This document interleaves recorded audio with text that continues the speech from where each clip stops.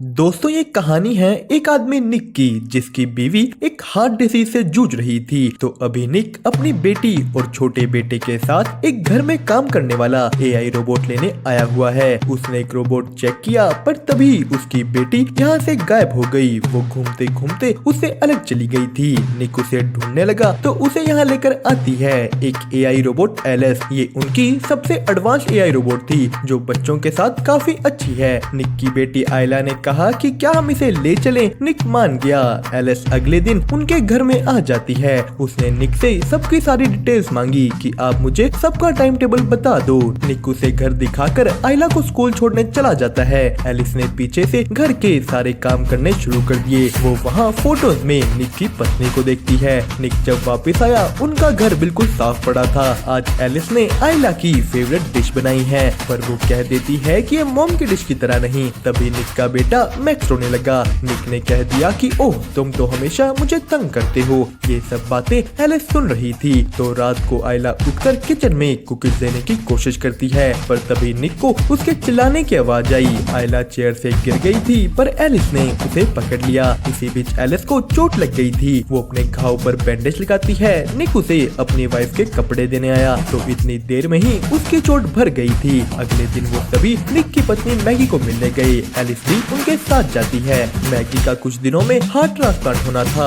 निक और मैगी बात करने लगे कि कैसे ये ट्रांसप्लांट होते ही वो दोनों एक दूसरे को सेटिस्फाई करेंगे। तो सीन शिफ्ट हुआ निक के काम पर। यहाँ भी पूरी दुनिया की तरह एआई रोबोट्स इंसानों की जगह लेने लगे थे। निक अपने बॉस को कहता है कि तुम ऐसा नहीं कर सकते पर उन्हें अपने पैसे बचाने के लिए सभी इंसानों को काम से निकालना होगा। निक का बॉस कहता है कि टेंशन मत लो, मैं तुम्हें नहीं निकाल रहा, तुम यहीं रहोगे। निक अपने घर जाता है। वो यहाँ आते ही आयला के साथ बिजी हो गया। एलिस अकेले में उससे जाकर पूछती है कि क्या हुआ, तुमने आज खाना भी ढंग से नहीं खाया, कुछ हुआ है तो तुम मुझे बता सकते हो। निक ने अपने काम की बात एलिस से शेयर की कि मैं अपने साथी वर्कर्स को 10 सालों से जानता हूँ और अब उन्हें निकाल दिया जाएगा। एलिस इसके बाद आयला को ब्रश करवाती है। उसने उसे अपने यूवी लाइट से साफ होने वाले दांत दिखाए। दूसरी तरफ निक एक मूवी देख रहा था पर एलिस को बिना मूवी देखे ही उसके बारे सब पता है। निक ने कहा कि एक काम करो, अपनी मेमोरी से इस मूवी की सारी नॉलेज हटाकर फिर मेरे साथ ये मूवी देखो। वो एलिस को ऐसा करने का ऑर्डर देता है।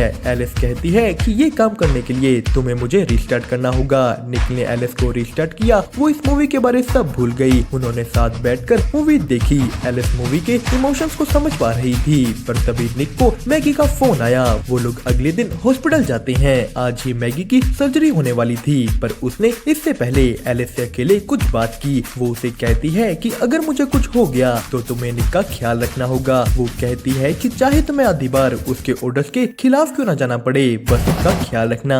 मैगी की सर्जरी का टाइम हुआ पर तभी जो हार्ट ट्रांसप्लांट के लिए आना था वो एक तूफान की वजह से अब नहीं आ पाएगा। मैगी निक को कहती है कि तुम बच्चों को लेकर घर जाओ, मुझे अभी थोड़ी देर अकेले रहना है। निक घर जाकर गुस्से में पीने बैठ गया। तभी वहाँ एलिस आती है। निक गुस्सा था कि कैसे बस थोड़ी सी तेज हवाओं की वजह से आज उसकी बीवी मर सकती है पर एलिस ने उसे गुस्सा करने से रोका कि तुम अपने आप को चोट पहुंचा लोगे।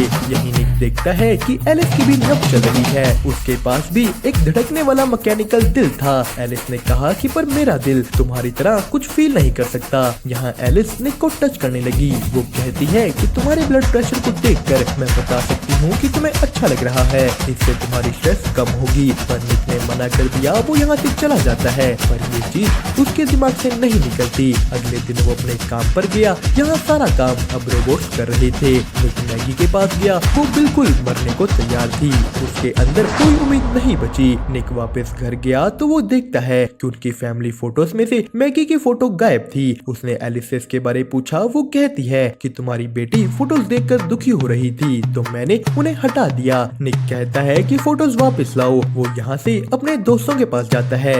ये वही लोग थे जो पहले निक के साथ काम करते थे और इस वक्त वो बहुत नाराज हैं क्योंकि उन्हें कहीं और भी काम नहीं मिल रहा। गुस्से में उनका एक साथी मोंटी उन्हें उनके पहले काम करने वाली जगह पर ले गया। वो निक को कहता है कि मैं अंदर अपना कुछ सामान भुलाया हूँ, बस वही लेने जाना है। पर अंदर पहुंचते ही उसने निक से पूछा कि चलो यहाँ का कोड बताओ। वो पूछता है कि क्या यहाँ का एक ही कोड है या तुम्हें अपना अलग मिला है। निक कुछ नहीं बोला। मोंटी निक की बेटी का ईयर ऑफ बर्थ याद कर कोड में भर देता है। ये चैम्बर खुल गया। इसमें से एक रोबोट बाहर आता है। मोंटी ने उसका सर तोड़ डाला। वो लोग निक को पकड़कर सभी के सभी रोबोट्स को तोड़ डालते हैं। निक अपने घर चला गया, पर तभी उसके शावर के बाहर एलिस आ गई थी। उसने निक की पत्नी के कपड़े डाल रखे थे। निक पूछता है कि तुमने ये क्यों डाल रखे हैं। एलिस ने कहा क्योंकि तुम्हारी वाइफ की स्मेल तुम्हारे बेटे को खुश करती है। पर निक के कहने पर एलिस ने ये कपड़े उतार दिए। एलिस पूछती है कि क्या अब सही है। वो निक के करीब आने लगी। वो कहती है कि मैं तुम्हारा सारा दुख दूर कर सकती हूँ। निक ने उसे मना करने की कोशिश की, पर एलिस निक की आंखें बंद कर उसकी पत्नी मैगी की आवाज निकालना शुरू कर देती है। निक को मैगी की आवाज सुन ऐसा लगा कि यहाँ मैगी है।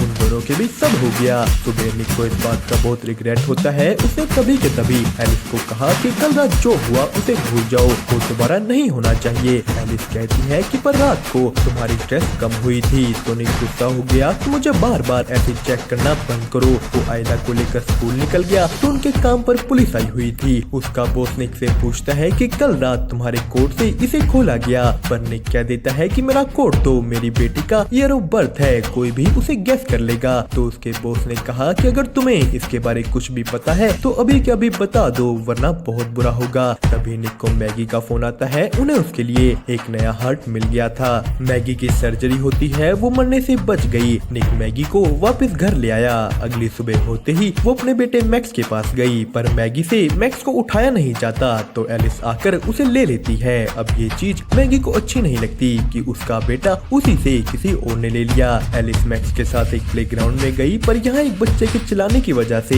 मैक्स रो रहा था। तो एलिस उस बच्चे को बड़ी रूडली चुप होने को कह देती है। अब ये चीज देखकर उस बच्चे का एआई केयरटेकर बोला कि शायद तुम्हारे ओनर ने तुम्हें ज्यादा ही छूट दे दी है। तो एलिस ने कहा कि नहीं, मेरे ओनर ने जब मुझे रीसेट किया था मैंने खुद ही अपने कुछ रूल्स बदल लिए। शाम को मैगी सबके लिए खाना बनाती है, पर यहाँ भी उसे चक्कर आ रहे थे। वो पूरी तरह ठीक नहीं। तो उनकी बेटी ने खाना खाकर कहा कि एलिस से बहुत अच्छा है। अब ये चीज एलिस को पसंद नहीं आई। यहीं अगले दिन जब मैगी उठती है उसे आयला की चिल्लाने की आवाज आती है। वो नीचे की ओर भागी, पर रास्ते में ही मैगी गिर गई। एलिस मैगी को उठाकर उसके कमरे में लेकर जाती है। रात को जब निक वापस आया उसे उसकी बेटी के कमरे से मैगी की आवाज आई, पर ये एलिस थी। निक ने एलिस को मना किया कि मैगी कहानी खुद सुना देगी। तो एलिस बताती है कि मैगी सीढ़ियों से गिरकर रेस्ट कर रही है। निक ने कहा कि सीढ़ियों को तो तुमने ठीक किया था ना। एलिस कहती है कि मैं दोबारा ठीक कर दूंगी। निक मैगी के पास जाता है। उसने उसे कहा कि चलो मेरे पास तुम्हारे लिए एक सरप्राइज है। निक मैगी को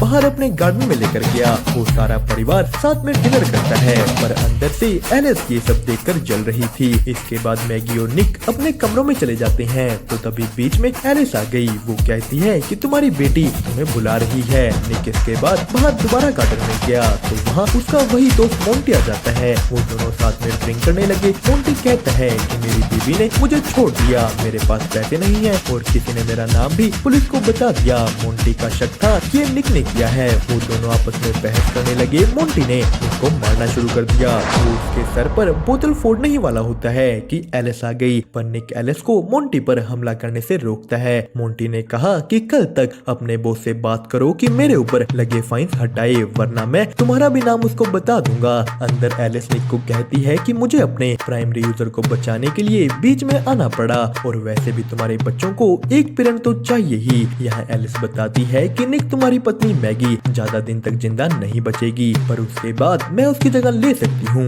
निक ये सुनकर गुस्सा हो गया कि तुम कभी भी मैगी नहीं बन सकती। मैगी के पास दिल है, उसे दर्द होता है, उसके पास उस दर्द के निशान हैं। तो एलिस ने कहा कि बताओ निक, मैं भी निशान बना लूंगी। निक यहाँ से जाकर सो गया। यहीं दूसरी तरफ मोंटी अपनी पत्नी को वॉइस नोट भेज रहा था कि प्लीज मेरे पास वापस आ जाओ, पर वहाँ एलिस आ जाती है। उसने मोंटी को कहा कि तुम निक को और परेशान नहीं कर सकते। से वो पहले से ही स्ट्रेस में है। मोंटी एलिस की बात नहीं सुनता, उसने उस पर गन तान दी, पर एलिस मोंटी से ज्यादा ताकतवर थी। वो पहले मोंटी की रोबोट को मारती है और फिर मोंटी को। तो सुबह निक अपने बॉस के पास पहुंचा। वो उसे कहता है कि प्लीज मोंटी के ऊपर लगे फाइन्स हटा दो, पर यहाँ उसके बॉस ने निक को बताया कि मोंटी तो मर गया है। निक को इस बात पर विश्वास नहीं होता। इधर उनके घर में एलिस मैगी की मदद करती है। वो कहती है कि मैं तुम्हें छोड़कर नहीं जा सकती, क्योंकि तुम्हारी दवाइयों की वजह से तुम बेहोश हो सकती हो और यहाँ बाथटब में तुम मर भी जाओगी। एलिस मैगी को कहती है कि निक पहले से ही बहुत स्ट्रेस में है और ये सब उसको और दुख देगा, खास करके जब तुम उसको पूरी तरह सेटिस्फाई नहीं कर पा रही। मैगी पूछती है कि तुम्हें कैसे पता कि वो सेटिस्फाई है या नहीं। एलिस ने कहा कि जब निक सेटिस्फाई होता है उसका ब्लड प्रेशर और स्ट्रेस कम होती है।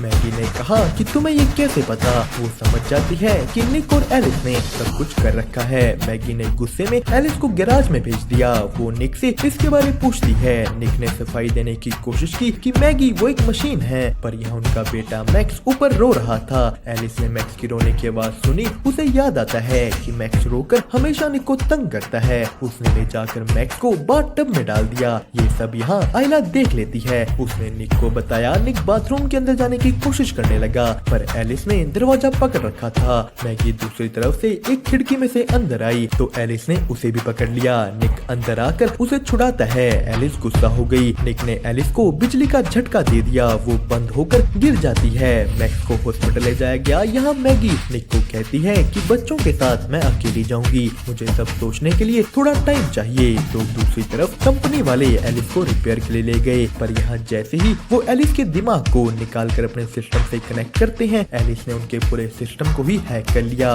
वो अपने आप को पूरे सिस्टम में कॉपी कर देती है। एलिस ने दूसरे रोबोट को कंट्रोल कर इन लोगों को भी मार दिया। सीन शिफ्ट होता है हॉस्पिटल में, जहाँ निक का पूरा परिवार बैठा था, पर निक अकेला एक बार में दुखी होकर पी रहा है। तो तभी वहाँ एलिस आ गई। वो कहती है कि मैं तुम्हारे सारे दुखों को खत्म कर दूंगी। मैंने उस मोंटी को भी मार डाला और अगली बारी तुम्हें दुख देने वाले तुम्हारे उस परिवार की है। एलिस एक दूसरे रोबोट के जरिए हॉस्पिटल पहुंच चुकी थी। वो इधर निक को भी पकड़ लेती है, पर निक ने उससे दो प्यार की बातें कर उस पे हमला कर दिया। तो यही हॉस्पिटल में मैगी ने कुछ आवाजें सुनी। वो आयला को पीछे छोड़कर आवाज के पीछे जाती है। आयला जब उठी वहाँ कोई नहीं था। उसे भी दूर से मैगी की आवाज आई। यहाँ के सभी रोबोट्स को एलिस ने कंट्रोल कर बंद कर दिया है, पर तभी मैगी ने आयला को पकड़ लिया। एलिस उन्हें यही ढूंढ रही थी। वो एक शख्स को पकड़ लेती है। मौके का फायदा उठा मैगी आयला को ले निकल गई। वो मैक्स को उठाते हैं, पर एलिस ने पीछे से यहाँ मैगी को लगा एक ग्लास का टुकड़ा देख लिया।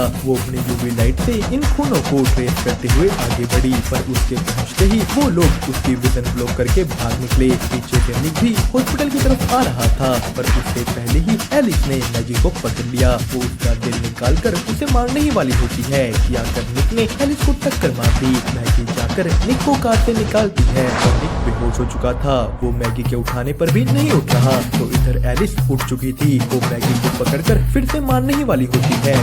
निक आ गया। निक और मैगी मिलकर अब की बार एलिस को पूरी तरह बंद कर देते हैं। वो पूरा परिवार बच गया। निक का हॉस्पिटल में ट्रीटमेंट किया जाता है, पर दूसरी तरफ इस रोबोट कंपनी का मालिक अपने उस रिपेयर सेंटर में पहुंचा। वो लोग जैसे ही फिर से इन कंप्यूटर्स को ऑन करते हैं, एलिस फिर से एक्टिव हो गई। वो अपने आप को कॉपी करना शुरू कर देती है। उसने बाकी रोबोट्स को भी कंट्रोल कर लिया। एलिस फिर से जाग गई। दोस्तों, इसी के साथ होती है कहानी यहीं पर खत्म। आपको इसकी एक्सप्लेनेशन कैसी लगी हमें कमेंट करके जरूर बताएं और साथ ही साथ वीडियो को लाइक और चैनल को सब्सक्राइब करना मत भूलिएगा।